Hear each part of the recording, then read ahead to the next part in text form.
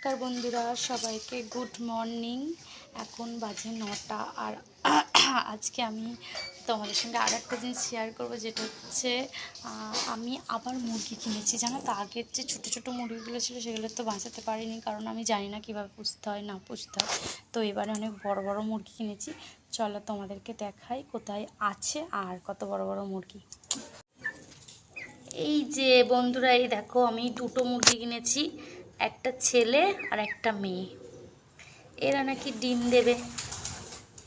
দেখতেই পেলে দুটো মুরগি, একটা মেয়ে আর একটা ছেলে, বলেছে ডিম দেবে। অনেক আশা করে কিনেছি, জানি না এই দুটো টিকবে কি না, কারণ ওই দুটো সত্যি বলছে আমি জানতাম না যে কীভাবে রাখতে হয় না রাখতে হয়।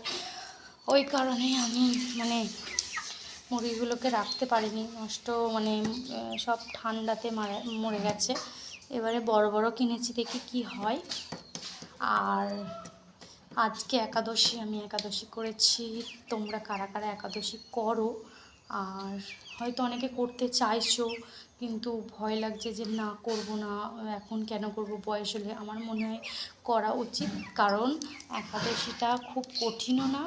আমরা তো অনেকে অনেক রকম উপবাস করি, যেটা একাদশী আরও সহজ আমার মনে হয়।